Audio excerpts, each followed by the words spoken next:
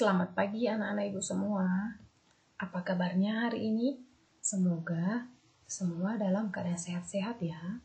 Dan jangan lupa untuk tetap menjaga kebersihan dan kesehatan tubuh kita. Baiklah, hari ini kita akan masuk ke materi IPA. Materi kita yang selanjutnya yaitu tentang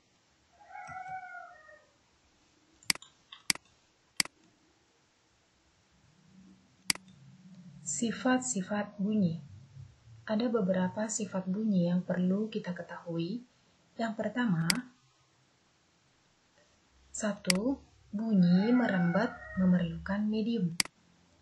Karena bunyi merupakan gelombang yang bergerak, maka dalam pergerakannya, gelombang bunyi memerlukan media penghantar atau yang dinamakan medium. Medium yang diperlukan bunyi untuk bergerak adalah yang pertama, benda padat, yang kedua, benda cair, dan yang ketiga, benda gas atau udara. Bunyi tidak dapat merambat di ruang hampa udara. Sifat bunyi yang kedua yaitu bunyi dapat dibiaskan. Pasti kamu pernah mendengar suara petir. Jika didengarkan lebih seksama, suara petir di malam hari lebih keras daripada siang hari. Pada siang hari, udara di permukaan lebih panas dibandingkan di malam hari. Akibatnya, kerapatan udara di siang hari jadi lebih renggang dibandingkan pada malam hari. Perbedaan kerapatan udara inilah yang menyebabkan bunyi dapat dibiaskan. Sifat bunyi yang ketiga,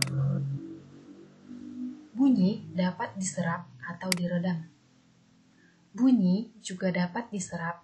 Benda-benda yang dapat menyerap bunyi adalah benda yang permukaannya lunak. Benda yang demikian disebut peredam bunyi. Misalnya, karpet, goni, kertas, kain, busa, dan wol. Benda-benda tersebut dapat digunakan untuk mencegah terjadinya gaung atau kerdam.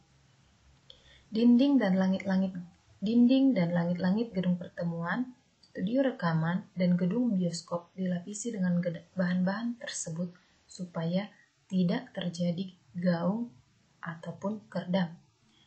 Di gambar ini ada sebuah rumah yang dipagari dengan tumbuh-tumbuhan. Guna tumbuh-tumbuhan itu yaitu untuk meredam suara atau suara bising yang datang dari luar, sehingga ketika berada di dalam rumah, suara bising yang dari luar tidak akan terdengar jelas di dalam rumah. Sifat bunyi yang keempat yaitu bunyi termasuk gelombang longitudinal. Yang dimaksud dengan gelombang longitudinal adalah gelombang yang arah rambatnya sejajar atau sama dengan arah getarnya. Jika arah getar bunyi ke kanan, maka gelombang bunyi juga akan merambat ke kanan. Sifat bunyi yang kelima, bunyi dapat dipantulkan. Bunyi juga dapat memantul. Jika dalam pergerakannya dihalangi oleh benda keras seperti kayu, kaca, dinding, ataupun besi. Pantulan bunyi yang mengenai permukaan yang keras akan menimbulkan bunyi gema ataupun gaung. Selanjutnya, macam-macam bunyi pantul. Bunyi pantul ada dua. Yang pertama, gaung atau kerdam.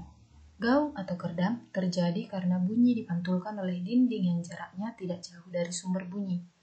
Hal ini menyebabkan datangnya bunyi pantul bersamaan dengan bunyi asli yang belum selesai terucapkan.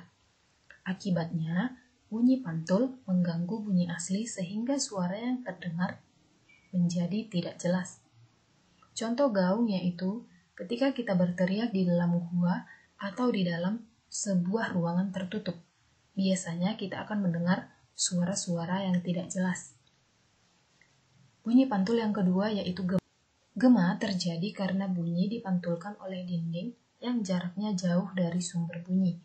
Hal ini menyebabkan datangnya bunyi pantul setelah bunyi asli selesai terucapkan. Jadi, bunyi pantul yang terdengar lengkap sesudah bunyi asli.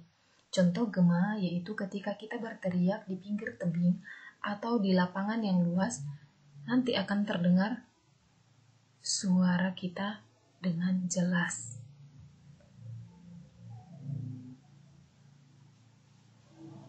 Nah, demikianlah materi kita untuk hari ini. Sampai jumpa di materi kita selanjutnya. Terima kasih anak-anak Ibu.